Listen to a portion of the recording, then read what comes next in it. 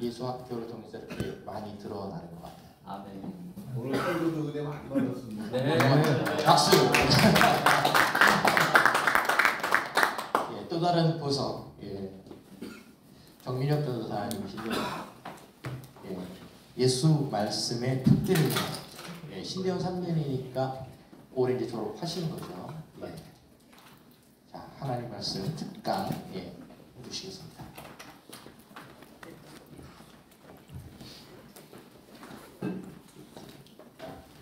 오늘 본문을 빌립보서 3장 10절에서 14절까지로 잡았는데요. 말씀을 찾아서 함께 읽었으면 좋겠습니다.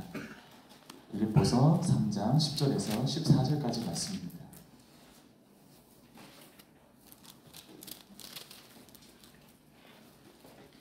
찾으실 줄 알고 함께 읽겠습니다.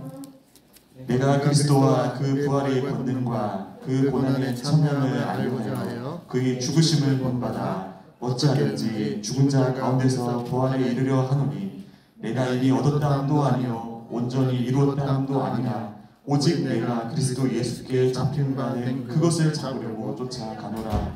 형제들아, 나는 아직 내가 잡은 줄로 여기지 아니하고 오직 한 일, 즉 뒤에 있는 것을 잊어버리고 앞에 있는 것을 잡으려고 표대를 향하여 그리스도 예수 안에서 하나님이 위에서 부르신 부름이 상을 위하여 쫓아가노라. 아멘. 요 며칠 날씨가 참 겨울답게 추워졌습니다. 그리고 이제는 제법 칼바람도 불어옵니다. 또 그전에는 첫눈답지 않게 폭설이 내리기도 했죠.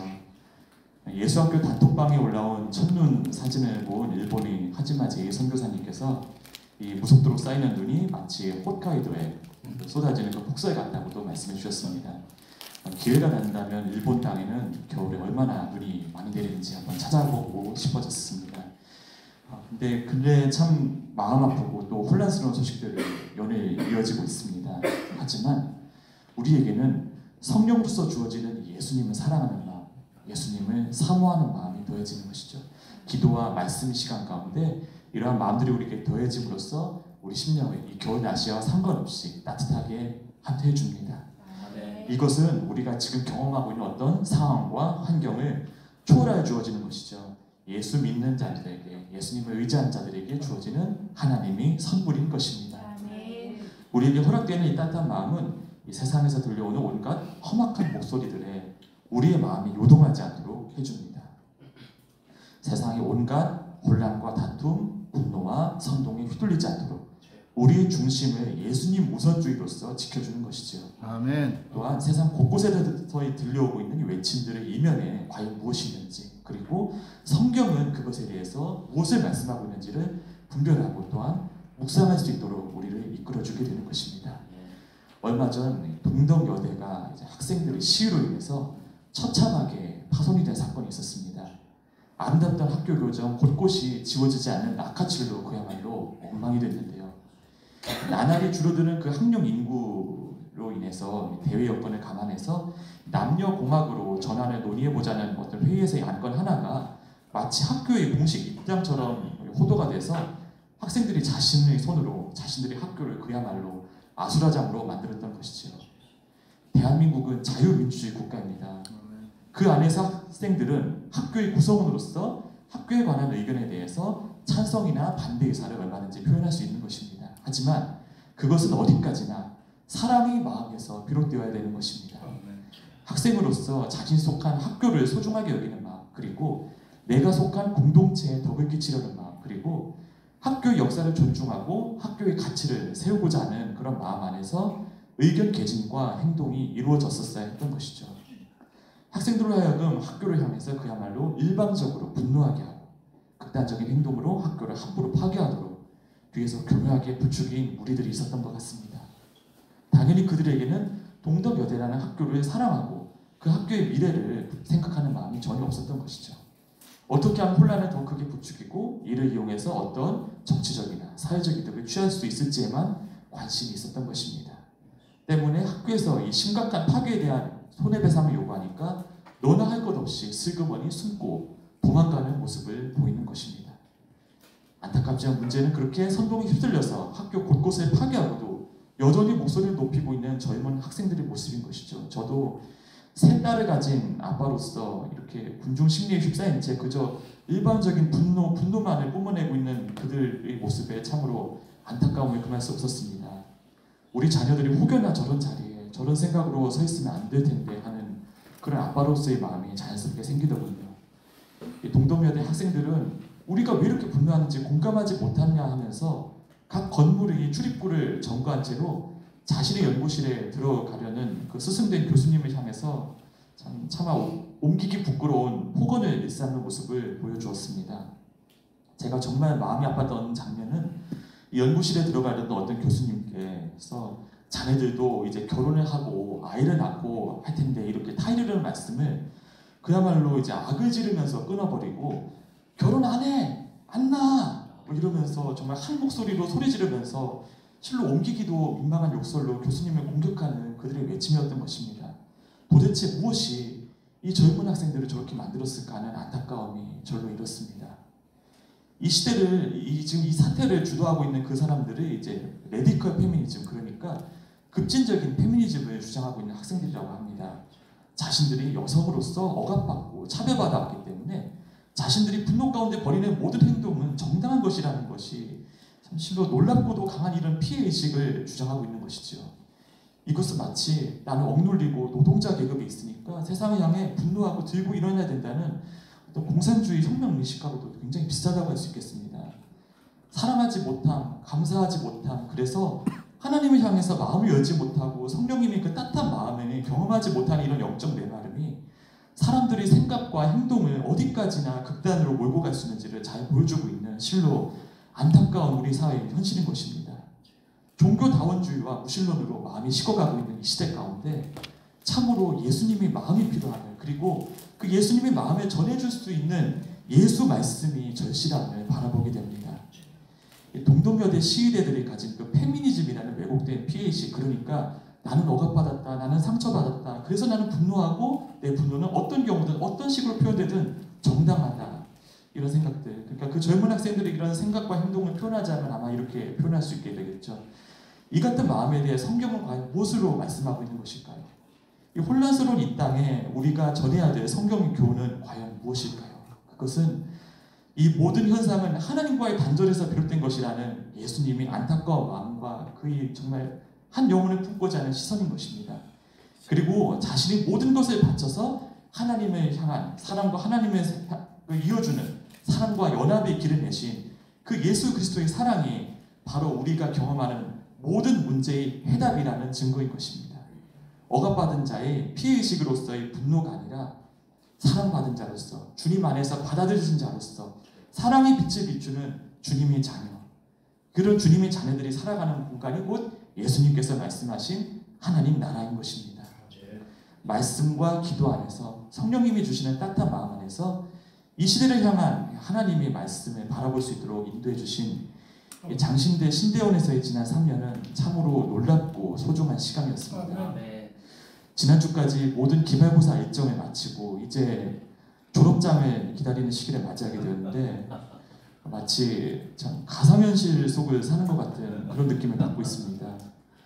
2022년 이제 신대원을 시작할 당시 9살, 7살, 3살 이렇게 세 딸이 있는 상황에서 그저 한 학기 한 학기를 어떻게 넘겨야 될지 엄두가 나지 않았던 그런 시간들이 주마등처럼 떠오르면서 정말 그저 감사만을 올리게 되는 요즘입니다. 사람으로서는 도무지 불가능한 일을 주님께서는 기도와 말씀 가운데 예로 가능함으로 바꿔주셨습니다. 아멘. 여기 모인 이제 다둥이 동기 전도사님들의 일상을 한번 떠올려 봅니다. 늘 뵐 때마다 힘이 되고 또 격려가 되었던 귀한 하나님의 사람들입니다.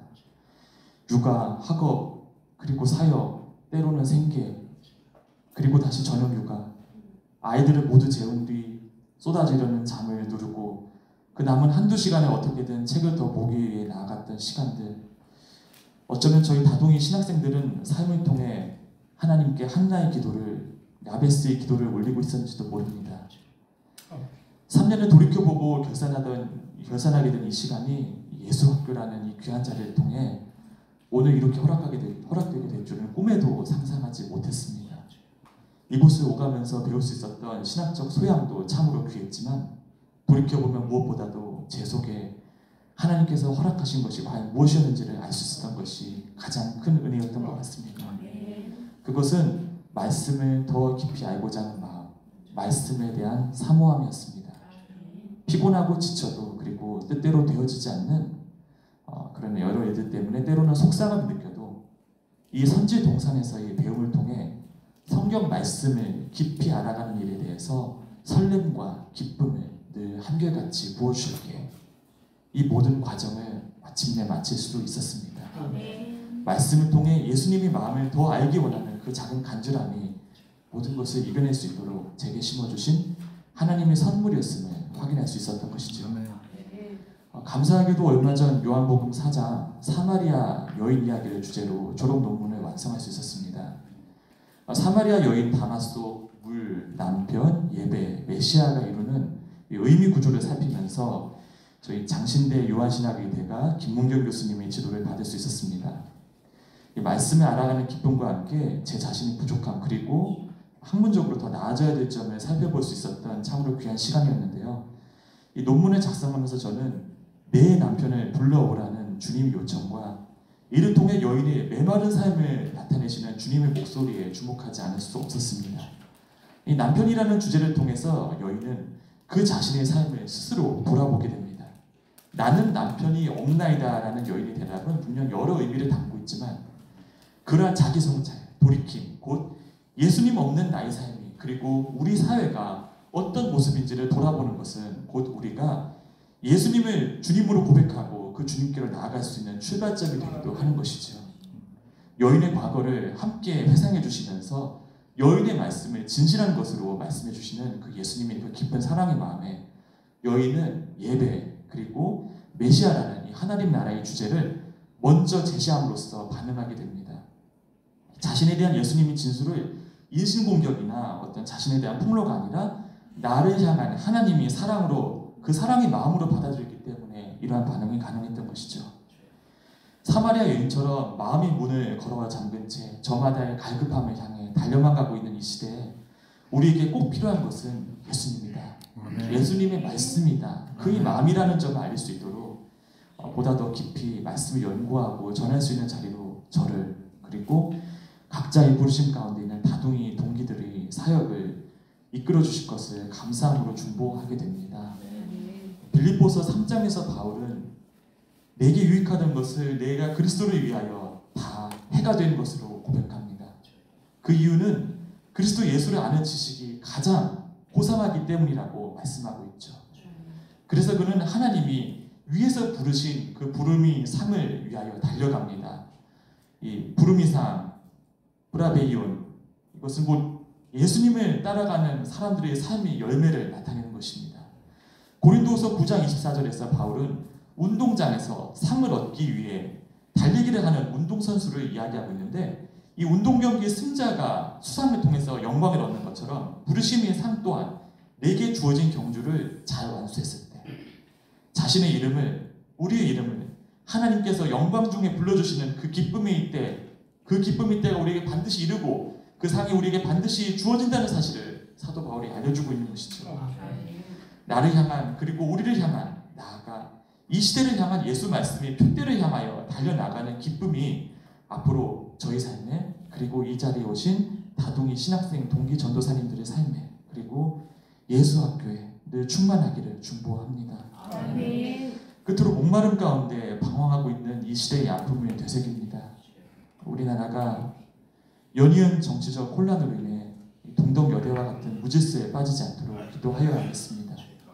또한 이 소용돌이 같은 이 어려움의 시기가 장차 남과 북이 이 한반도에 살고 있는 모든 사람들이 서로 겸손한 마음으로 자유민주주의, 예수님 사랑의 은혜로서 통일될 수 있는 소중한 밑거름이 될 수 있도록 중보하여야 하겠습니다. 사람을 하나님처럼 받들어 숭배하는 적그리스도적 어리석은 우상숭배 그리고 우리가 하나님보다 은연중에 더 소중하게 여겼던 이런 저런 모양들의 작은 삶의 미혹들 여러 죄악의 우상들이 우리 가운데 이 민족 가운데 영원히 소멸되도록 예수님 안에서 우리가 이 사회를 돌아보는 회개 가운데 다시 한번 복음이 평양으로 만주로 뻗어나갈 수 있도록 주님의 마음이 주님의 성령이 이 시대에 부어질 수 있도록 기도하여야 하겠습니다. 혼란이 수습되기까지 긴 아픔의 시간과 길이 예상되지만 이것이 우리의 기도에 의해서 주님의 섭리 안에서 선용되어질 수 있음을 믿습니다. 이 모든 혼란이 훗날에 우리가 회상하기를, 이 모든 혼란이 없었다면 우리가 이 억압받았던 북한 사람들을 제대로 품고 사랑할 수 없었을 것이라 고백하게 되는 품의 대한민국이 될 수 있기를 기도해야 될 것입니다. 데살로니가전서 5장 24절에서는 너희를 부르시는 이는 미쁘시니 그가 또한 이루시리라 라고 말씀합니다. 이 말씀은 빌립보서 1장 6절 너희 안에서 착한 일을 시작하시니까 그리스도 예수의 날까지 이루실 줄을 우리가 확신하노라 맥을 같이 하는 말씀인 것이죠. 예수 말씀의 표대를 향하여 기쁨으로 달려갈 때 주님께서는 내가 할 수 없는 일, 우리가 할 수 없는 모든 일들을 기쁨으로 주님의 섭리로서 이루심으로써 우리를 북돋아 주실 것을 믿습니다. 신대원 3년을 마무리할 수 있는 귀한 시간 허락해 주신 예수 앞에 감사드리며 특강을 마무리하겠습니다. 감사합니다.